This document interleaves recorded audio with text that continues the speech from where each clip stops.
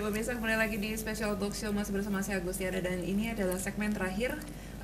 Saya masih bisa menunggu satu penelpon lagi dari Anda pemirsa yang ingin bertanya seputar sosialisasi tentang UU ITE dan berita hoax. Ini masih menjadi, apalagi ini menjelang pemilu ya Pak Hasbul.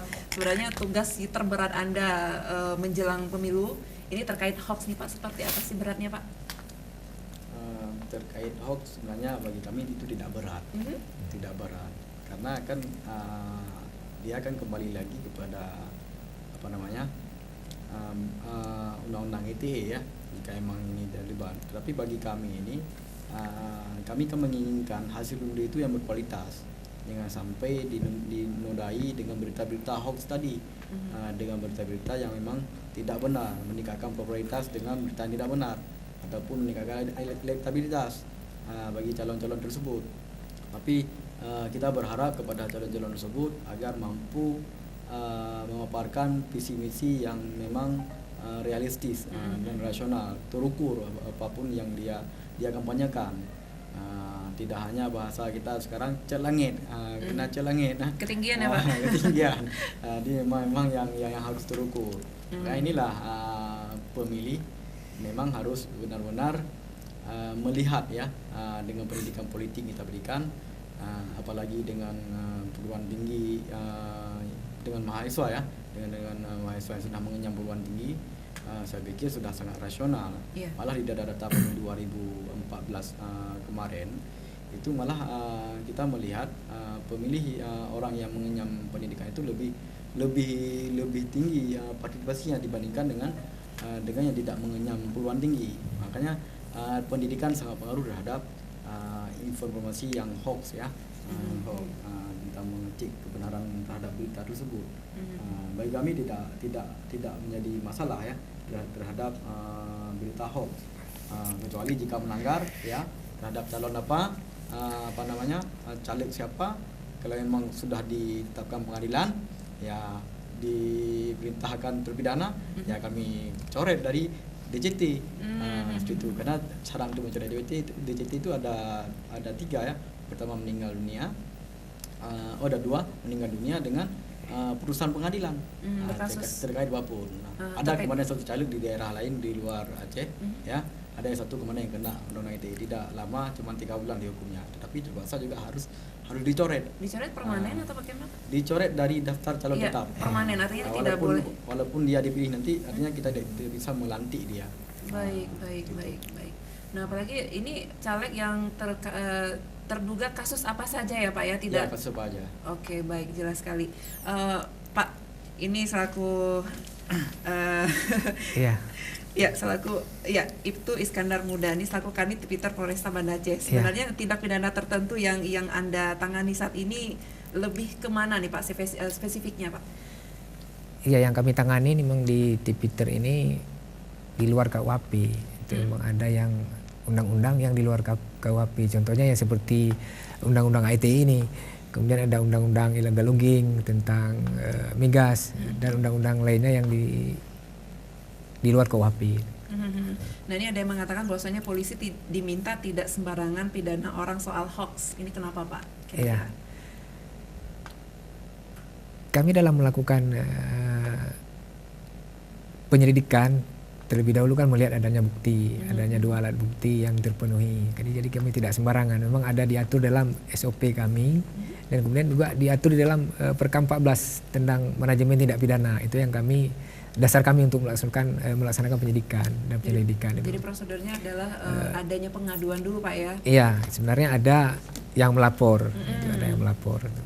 Baik, ada pelaporan, kemudian membawa bukti-bukti yang bisa dilihat apakah ini terkait dengan UU ITE apa begitu Pak ya? Iya. Nah, kita dalam pertama dari menerima laporan itu melakukan penyelidikan. Betul. Kita lakukan penyelidikan apakah ini nanti di situ kami pelajari apakah ini ada unsur pidana atau enggak. Kalau nanti sudah masuk ke unsur pidananya, kita tingkatkan ke penyidikan. Nah, itu baru kita lakukan pemeriksaan saksi, kita lengkapi bukti-bukti untuk kita ajukan ke kejaksaan. Baik. Nah, penggunaan media sosial juga ini anak-anak muda sekarang juga adalah pelaku paling banyak penggunaan media sosial seperti Instagram, Facebook, Twitter, dan YouTube juga begitu ya Pak ya. Nah jadi tadi juga dijelaskan oleh Pak Mahdi bahwasanya sosmed juga tidak melulu negatif ya Pak ya, masih banyak manfaat juga seperti misalkan bisa menjual online. Iya begitu ya Pak ya, beberapa hari yang lalu Anda menjelaskan seperti itu, di mana tidak perlu memiliki sebuah toko karena juga sudah ada toko online begitu Pak ya. Pak boleh nggak sih Pak, mungkin Anda bisa menjelaskan ataupun memberikan arahan kepada anak-anak muda dalam penggunaan medsos yang bijak nih Pak? Jadi sebenarnya bukan hanya untuk anak muda ya, memang untuk siapa saja, seluruh warga hendaknya memang bijak dalam menggunakan sosial media. Bahwa ketika menerima sesuatu informasi itu diperiksa dulu kebenarannya, jangan langsung diteruskan ke orang lain. Jadi diperiksa dulu apakah informasi ini benar, ataupun kemudian dicarikan data pembanding, dicarikan second opinion mungkin istilahnya, apakah ini sudah betul atau tidak. Dan memang umumnya yang menjadi pelaku ini, yang meneruskan ini umumnya orang-orang yang malas membaca, lalu kedua bukan bodoh, mungkin ya tingkat pendidikannya yang agak rendah, makanya dia pelaku ini di bawah usia muda, juga orang tua, tetapi jarang misalnya yang melakukannya di kalangan orang berpendidikan seperti di kalangan mahasiswa ke atas, itu jarang kita temukan menyebarkan berita-berita yang tidak jelas ini, karena mereka mungkin lebih teliti lalu memeriksa informasi. Kalau orang-orang tua mungkin faktornya karena malas membaca saja, mungkin hanya suka meneruskan saja. Ini semua usia, semua kalangan saya kira hendaknya bijak ya, ketika menerima informasi diverifikasi dulu, diperiksa dulu, bahasa agamanya tabayun ya. Ketika menerima sesuatu informasi itu hendaknya dicek dan recheck kembali apakah itu benar, dan kalau memang benar tetapi tidak bermanfaat juga tidak perlu diteruskan. Tetapi kalau memang informasi itu bermanfaat ya boleh diteruskan. Misalnya informasi tentang pengobatan itu nggak ada masalah buat kita teruskan. Ada juga yang bukan bohong tetapi tidak bermanfaat. Ada juga yang bohong tetapi tidak merugikan, itu ada juga. Jadi ada juga misal kita terima informasi, saya pernah dapat informasi seperti ini. Ada keanehan di tahun 2019, misalnya informasi di grup WhatsApp bahwa semua tanggal 1 hari Senin, 1 Januari hari Senin, 1 Februari hari Senin, 1 Maret hari Senin, dan seterusnya.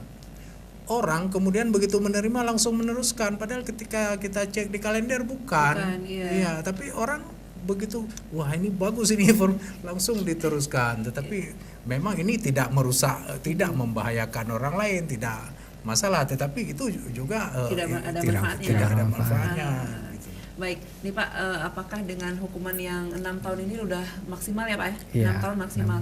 Mungkin nggak Pak di tahun 2019 mendatang ini Pak, setelah April nanti ke depan, hoax bisa hilang dari